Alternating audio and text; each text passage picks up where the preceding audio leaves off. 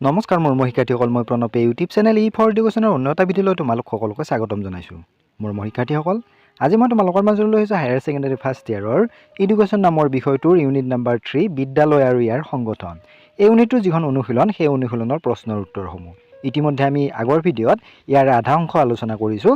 আজি ৰৈ যোৱা অংশটো আলোচনা কৰিম। তেতিয়াহ'লে আহচোন পলম নকৰি আজিৰ ভিডিঅ'টো আৰম্ভ কৰোঁ।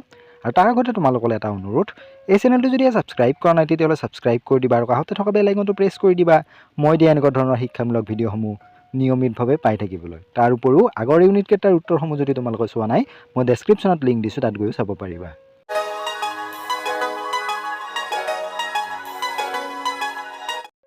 প্ৰশ্ন নম্বৰ 18, চমু টোকা লিখা। প্ৰথমটো হৈছে বিষয়কেন্দ্ৰিক পাঠ্যক্ৰম।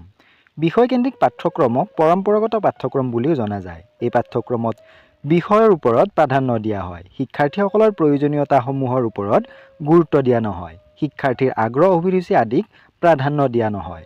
বিষয়কেন্দ্ৰিক পাঠ্যক্ৰমত ছাত্ৰ ছাত্ৰীসকলৰ কেৱল বৌদ্ধিক বা মানসিক দিশৰ বিকাশৰ ওপৰতহে অধিক গুৰুত্ব দিয়া হয়। ছাত্ৰ ছাত্ৰীসকলৰ ব্যক্তিত্বৰ সৰ্বাংগীন বিকাশৰ দিশসমূহ সামাজিক, দৈহিক, নৈতিক, ব্যক্তিগত আদিক অৱজ্ঞা কৰে।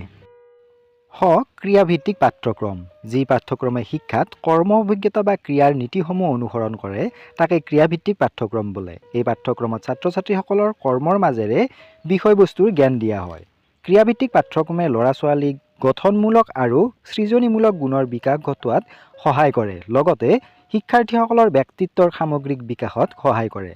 যিহেতু ক্ৰিয়াভিত্তিক পাঠ্যক্ৰমত শিক্ষাৰ্থীক কামৰ মাজেৰে শিক্ষা প্ৰদান কৰা হয়, তাৰ ফলস্বৰূপে শিক্ষাৰ্থীসকলে তেওঁলোকৰ সমস্যাসমূহ সমাধানৰ ক্ষেত্ৰত স্বনিৰ্ভৰশীল হয়, শিক্ষকৰ ওপৰত নিৰ্ভৰ কৰিবলগীয়া নহয়।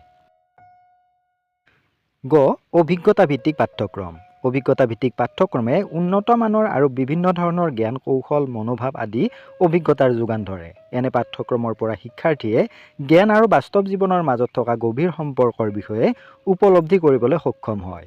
শিক্ষাবিদ জন ডিউৱে শিশুৰ অভিজ্ঞতাকে শিক্ষাৰ একমাত্ৰ মৌলিক আৰু ফলপ্ৰসূ উপাদান বুলি উল্লেখ কৰিছে। অপৃথকীকৰণ পাঠ্যক্ৰম। অপৃথকীকৰণ পাঠ্যক্ৰম হ'ল এনে এক পাঠ্যক্ৰম যিয়ে বিভিন্ন বিষয়ৰ ওপৰত বিশেষভাৱে অধ্যয়ন কৰাত গুৰুত্ব নিদিয়ে। বিষয়বস্তুক একত্ৰীকৰণ কৰি অধ্যয়নৰ ওপৰত গুৰুত্ব দিয়ে। শিশুৰ পূৰ্ণ ব্যক্তিত্বৰ বিকাশ সামগ্ৰিকভাৱে লাভ কৰা অভিজ্ঞতাৰ যোগেদিহে সম্ভৱ হয়। বিষয়ৰ একত্ৰীকৰণ আৰু কৰ্মৰ যোগেদিহে এই সংহতি আনিব পৰা যায়। বুনিয়াদী শিক্ষাৰ পাঠ্যক্ৰম। বুনিয়াদী শিক্ষাৰ পাঠ্যক্ৰম মহাত্মা গান্ধীৰ শিক্ষা সম্বন্ধীয় ধাৰণাৰ ওপৰত নিৰ্ভৰশীল, যিয়ে শিশুৰ লগতে প্ৰতিজন ব্যক্তিৰ দেহ, মন আৰু আত্মাৰ পূৰ্ণ বিকাশত গুৰুত্ব দিয়ে। সহসম্বন্ধৰ নীতি এই পাঠ্যক্ৰমৰ মূল কথা। এই পাঠ্যক্ৰমৰ স্ৰষ্টাসকলে বিশ্বাস কৰে যে কিছুমান উদ্দেশ্যধৰ্মী ক্ৰিয়াকলাপৰ দ্বাৰা জ্ঞানৰ যোগান ধৰিব লাগে, কাৰণ বাস্তৱ অভিজ্ঞতা আৰু ব্যক্তিগত নিৰীক্ষণেই হ'ল প্ৰকৃত জ্ঞান। এইদৰে বুনিয়াদী শিক্ষাৰ পাঠ্যক্ৰমে শিক্ষাৰ বাস্তৱিক দিশত বেছি গুৰুত্ব দিয়ে। ছাত্ৰ ছাত্ৰীৰ অন্তৰত দেশপ্ৰেম অনুভূতি বিকাশ কৰাটো এই পাঠ্যক্ৰমৰ লক্ষ্য। প্ৰথম জীৱনভিত্তিক পাঠ্যক্ৰম। এইবিধ পাঠ্যক্ৰমত পাঠ্যক্ৰম প্ৰস্তুতকৰণৰ আটাইতকৈ গুৰুত্বপূৰ্ণ নীতিকে সামৰি ল'বলৈ চেষ্টা কৰা হয়। বিভিন্ন পৰ্যায়ৰ ছাত্ৰ ছাত্ৰীৰ কাৰণে ক্ৰিয়াকলাপ আৰু বিষয়সমূহ নিৰ্বাচন কৰা হয়।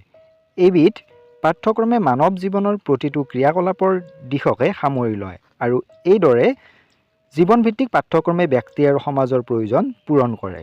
ই সাংস্কৃতিক সম্পদসমূহ এটা পুৰুষৰ পৰা আনটো পুৰুষলৈ হস্তান্তৰ কৰে, বৰ্তমানক ব্যাখ্যা কৰে আৰু ভৱিষ্যতৰ বিষয়ে পৰিকল্পনা কৰে। প্ৰশ্ন নম্বৰ 19, বিদ্যালয় প্ৰকল্প স্থাপন কৰাৰ সময়ত মাটি নিৰ্বাচন কৰাৰ সময়ত মন কৰিবলগীয়া তিনিটা চৰ্ত উল্লেখ কৰা।